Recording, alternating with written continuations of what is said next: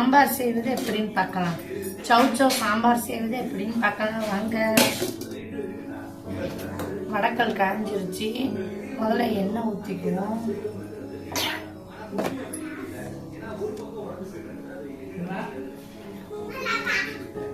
தேவையான எண்ணெய் ஊற்றிக்கிட்டு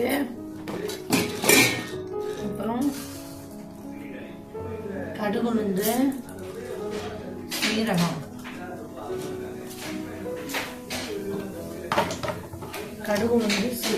போட்டு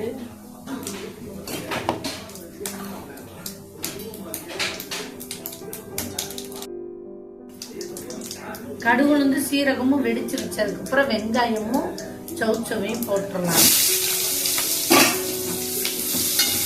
போட்டு நல்லா சௌச்சவை நல்லா வதக்கணும்.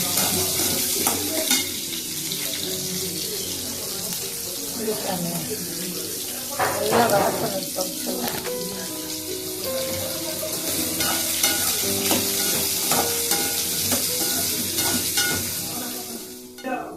காய் போட்டு நல்லா காய் வதங்கிடுச்சு. நல்லா காய் இப்படி நல்லா வதங்கணும். வெங்காயத்துல எண்ணெயிலேயே சௌச்சவும் வெங்காயமும் போட்டு வதக்கிட்டா சூப்பரா இருக்கும். அதுக்கப்புறம் சக்தி சாம்பார் பொடி தான் எப்பயுமே நான் யூஸ் பண்ணுவேன். நல்லா இருக்கும். நீங்களும் அதையே யூஸ் பண்ணிக்கோங்க. சக்தி சாம்பார் பொடி 2 டீஸ்பூன். அடுப்பை ஸ்லோ பண்ணிட்டு தான் போடணும். இல்லைன்னா மிளகாத்தூள் கரிஞ்சிடும்.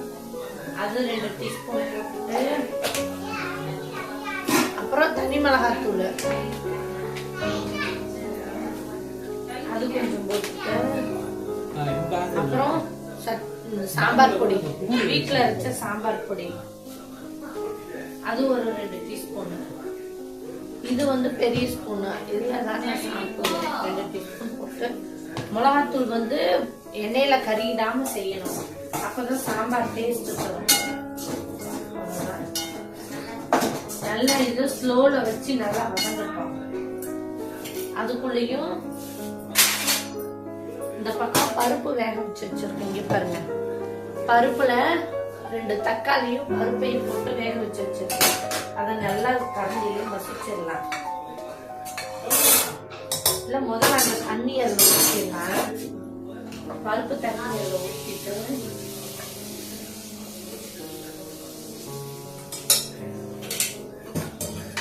அப்புறம் பருப்பையும் நல்லா குக்கர்ல 2 தக்காளியும் பருப்பையும் போட்டு நல்லா வேக வச்சு வச்சிருக்கேன். அதை நல்லா அந்த கரண்டில ஒரு மசிச்சுட்டா அவ்வளவுதான். அப்பதான் கொஞ்சம் டேஸ்டா இருக்கும்.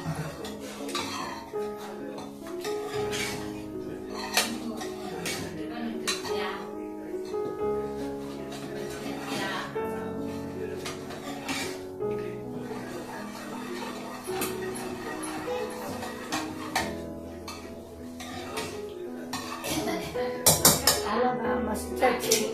இது அப்படியே ஊற்றிடலாம்.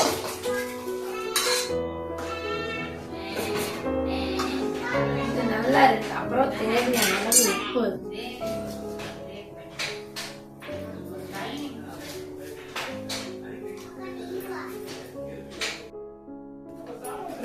வாங்க. குழம்பு நல்லா கொதிச்சிருச்சு. இப்ப கொஞ்சமா ஒரு நெல்லிக்காய் சைஸ் குட்டி நெல்லிக்காய் சைஸ் புளி ஊற வச்சிருக்கேன். லேசா புளி ஊத்துனாதான் சாம்பார் டேஸ்டா இருக்கும். வாங்க. அப்பதான் சாம்பார் நல்லா இருக்கு. எப்பயுமே சாம்பாருக்கு கொஞ்சமா புளி ஊத்துனா, மாங்காய் இருந்தா மாங்காய் போட்டு வைக்கலாம். இப்ப மாங்காய் கிடைக்காததுனால நான் புளி தான் ஊத்தி வைக்கிறேன். செம டேஸ்டா இருக்கும். வாங்க. கொஞ்சமா ஊத்தி புளிய ஊத்தி வச்சுட்டு அவ்வளவுதான். அதுக்கப்புறம் கொத்தமல்லி தலை கொஞ்சம் குட்டியா கட் பண்ணி வச்சிருக்கேன். அதை அப்படியே தூவி விட்டுறணும். எப்பயுமே புளி ஊத்தி ஒரு 2 கொதி விடணும். அப்பதான் சாம்பார் நல்லா இருக்கும். புளிய ஊத்துனதும் இறக்கிட்டா பச்சை வாசனை அடிக்கும். புளிய ஊத்துனதும் கொத்தமல்லி போட்டு 2 கொதி விடணும். அப்புறம் இன்னும் லாஸ்டா தான் இருக்கு சாம்பாரோட ட்ரிக்கு. நான் உங்களுக்கு சொல்லி தரேன். யாருமே இது வரைக்கும் அந்த ட்ரிக்கை சொல்ல மாட்டாங்க. ஹோட்டல்ல கடைங்கள்ல எப்படி சாம்பார் அவ்வளவு டேஸ்டா இருக்குதுன்னு. கல்யாண வீட்டு விருந்தெல்லாம் அந்த ட்ரிக்கை நான் உங்களுக்கு கடைசியில சொல்லித்தரேன், பார்க்கலாம். யாருமே சொல்லாத ட்ரிக்கை நான் சொல்றேன்னு சொன்னா நான் வாங்க போப்போம். சாம்பார் பாருங்க, சாம்பார் நல்லா ரெடி ஆயிடுச்சா பாத்தீங்களா? சூப்பரா இருக்கு பாருங்க. எண்ணெய் மிதந்து கடைசியில இறக்க போகும்போது நெய் ஊத்தணும். அதுதான் செம்ம டேஸ்டா இருக்கும்.